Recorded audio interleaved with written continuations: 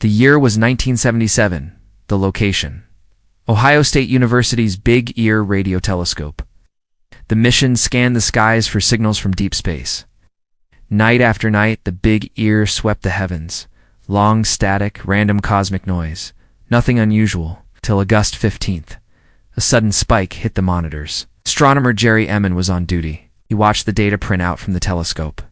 His eyes caught a strange cluster of numbers and letters. 6 E Q U J 5. It jumped far above background noise. Way too strong for a random blip. It lasted 72 seconds. Then it vanished. Gone. Like a whisper from the stars.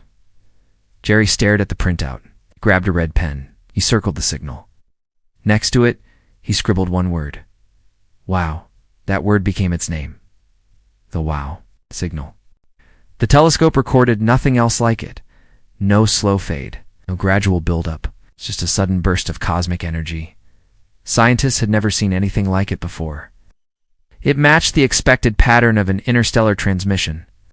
It came from the constellation Sagittarius, near a cluster called Chi Sagittaria, deep in the galactic plane. No known human satellites were nearby. No known planets either. It was clean, sharp, precise. Jerry's adrenaline surged. Could this be a message from another world? He didn't say it out loud, but he thought it. The team checked the equipment. No malfunctions, no loose wires, no strange interference. Everything worked perfectly. The telescope wasn't even pointing at Earth. It swept across deep space like a scanner. The signal had to come from somewhere out there. Word spread fast. Other astronomers rushed to examine the data. The printout showed a perfect bell curve. The exact shape expected for a narrowband signal from space, not noise, not a glitch, something intentional.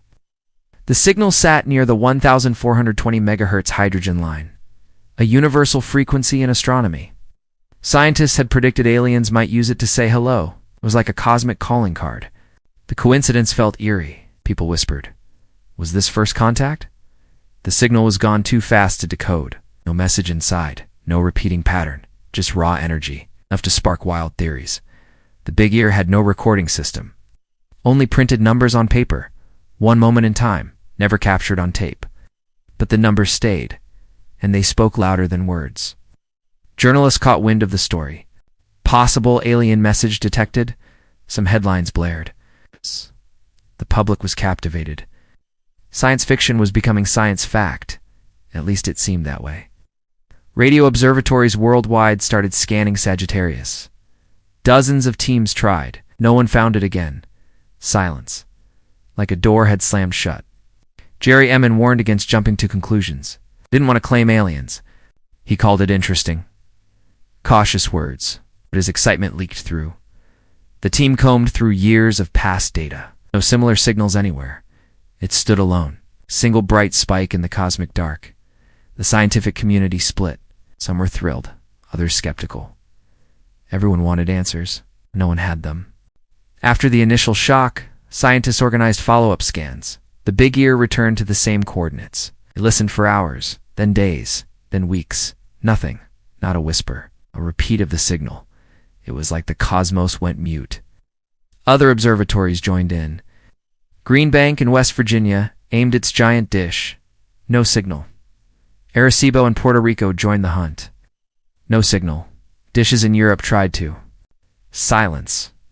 Astronomers began to doubt it was alien. Maybe a satellite had passed by, or a military signal bounced off space junk. Theories multiplied, but most were flimsy. No satellites were near Sagittarius that night. No military signals matched the frequency. No known reflection could last 72 seconds. The signal stayed unexplained. Jerry Emmon kept digging. He rechecked all orbital logs. He found nothing suspicious.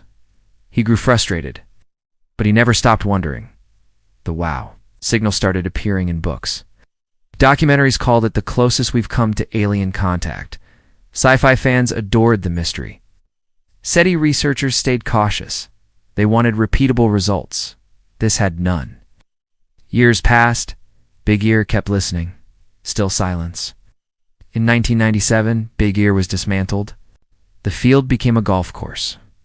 The only trace left was Jerry's red circle on paper. New generations of scientists took interest. In 2007, SETI researchers reanalyzed the original data. They confirmed its shape was perfect. It wasn't random noise. In 2012, astronomers tried again with new telescopes. No repeat. The signal became an unsolved relic. Theories kept piling up. One idea blamed comets. A researcher in 2017 argued 2 comets passed through Sagittarius then. Their hydrogen clouds could emit radio waves. It seemed plausible at first. But the data didn't match perfectly. Other astronomers disputed it. They said the comets were too far and too faint. The debate grew intense. No one could prove it either way. Another theory blamed Earth. Maybe a radio transmission from a plane or ship. But the telescopes to beams would have detected it twice. It only appeared in one beam. That meant it came from deep space. Some called it a natural cosmic burst, maybe a rotating neutron star, or a fast radio burst. But fast radio bursts last milliseconds, not 72 seconds. And none had been discovered in 1977. Others went wilder. Maybe an alien probe sent a ping. Maybe it used a tight beam that swept past Earth. That would explain why it never repeated. It passed us once, then moved on. It sounded wild, but it matched the data better than most natural theories. The SETI Institute stayed neutral. They said it was interesting, but inconclusive. The WOW signal inspired new technology. Scientists built faster computers to scan radio data. They developed algorithms to catch one-time bursts. The signal shaped the future of SETI. It also shaped pop culture. It appeared in novels, in movies about first contact. Even in video games, the red-circled printout became iconic.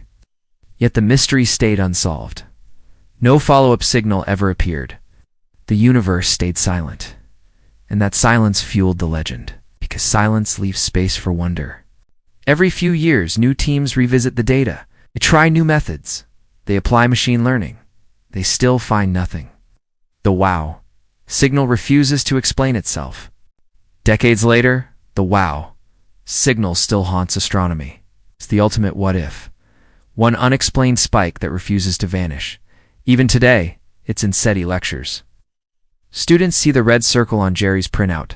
They feel a chill. It's like seeing a cosmic whisper, and then hearing silence forever after. Scientists teach it as a cautionary tale. One data point is never enough. You need repetition. You need proof. But some secretly hope it was real, that it was them. The universe saying hello. They rarely say that in public. Fear of ridicule still exists in science, but in private, they wonder. The WOW signal shaped public imagination. Newspapers still reference it. Documentaries use it as their opening hook. Even movies about alien contact nod to it. It became the blueprint for first contact. A single signal. No voice, no message. Just numbers from the void. The mystery made it powerful. People love mysteries, especially ones from space. Artists created music based on its frequency. Writers built stories around it. Comic books named alien civilizations after it. The WOW signal became a brand of wonder, but it also shaped science policy. Governments funded new radio telescopes. They poured money into SETI. They wanted to be ready if it happened again. The Allen Telescope Array owes part of its existence to it.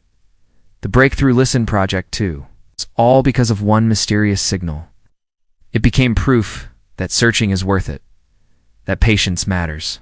The cosmos sometimes throws curveballs. Jerry Emmon faded from headlines. He stayed a quiet figure, but in SETI circles, he became a legend. The man who caught the only possible hello. He never claimed it was aliens. He never ruled it out either. His red circle became his legacy. They claimed comets caused it. The media called it case closed, but SETI scientists weren't convinced. The comet theory had holes. The signal was too clean, too focused, too strong. It didn't match comet noise, so the mystery survived. The WOW signal became the gold standard of almost contact. Every new detection gets compared to it. Is it as strong as WOW? Is it as clean as WOW? Usually the answer is no. It's how rare it was. Billions of data points. One WOW, no repeat. Some think that's the point. Maybe we got lucky once. A probe passed by and pinged us. It moved on. It won't come back for centuries. Others think the opposite. Maybe it wasn't luck. Maybe such signals happen often. We just aren't listening at the right moments. Our telescopes look at tiny slices of sky. For short times, we miss almost everything. The wow signal could be common. We only caught one. That thought drives new research. New arrays scan whole swaths of the sky at once. They run nonstop. AI filters the data. Billions of signals every day. Still no second. Wow. The silence keeps the mystery alive. People want answers, but they also love the question. The wow signal is now history, but it's living history, because its meaning keeps changing. It started as a curiosity. It became a legend. And maybe one day it will become our first hello. That's it for today's Forgotten Tale. If this story made you raise an eyebrow don't forget to like, subscribe, and ring that dusty little bell so you never miss another echo from the past. Drop it in the comments. We're always listening for new echoes. Got a weird bit of history you think we should cover? Until next time, keep your curiosity loud and your history weird.